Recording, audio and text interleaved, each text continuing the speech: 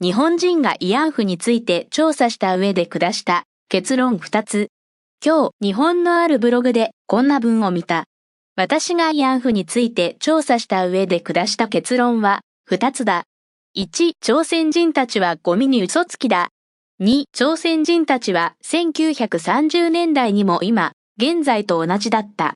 私は日本人の間違った歴史を正したい。まともに学べず、歪曲されて学んだ歴史をきちんと知らせたい。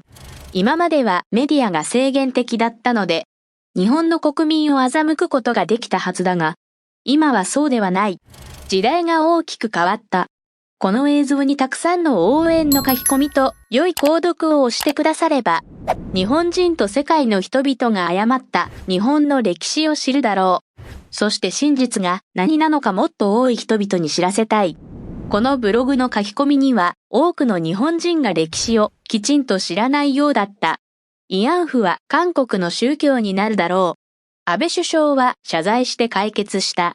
日本では謝る必要もないのになぜ謝ったと批判したりもしたが、安倍首相は強制労働は認められないが、当時苦しかった女性がいるのは事実と自己責任と判断した。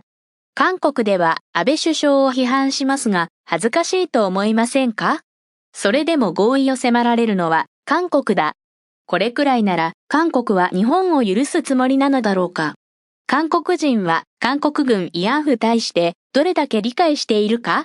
韓国人が言う慰安婦が韓国軍による第5種の普及品だが、なぜ韓国人が自発的に性売買をすれば日本政府が謝罪しなければならないのか説明してほしい。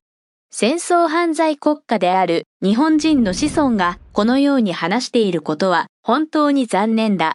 今、自分たちの姿がどんなにバカなのかわからないようだ。慰安婦問題はまだ解決されなかった。安倍首相は一度も謝罪した事実はない。もし謝罪をしたなら資料映像を手書きにして直接提示してみせなさい。戦争中に自発的に性売買ができるという暴言をするなんて呆れたことだ。それで何も知らない13歳の幼い少女たちが自発的性売買をしたという根拠と証拠は一体どこにあるのか？甚だしくはその少女に子宮を持ち出した。そして胸と腹にはおばあちゃんになっても鮮明に残っている肛門の跡が残っている。朝鮮人たちは1930年代と今と同じだと、今の日本の態度がそうなのではないだろうか。生きている人間を丸太で生体実験をした野蛮な民族がまさに日本人だ。それならこの辺で日本の機密文書の中で公開された一部を見てみよう。日本政府の文書だが、これも捏造だと偽りというなら、日本人自らが日本の歴史を否定するのと同じだから、これは矛盾というしかないのではないか？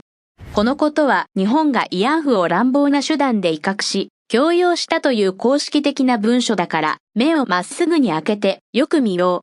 この文書は2017年6月30日に報道され、日本閣議にて、世界二次世界大戦当時、日本が慰安婦を強制動員したという内容が盛り込まれた。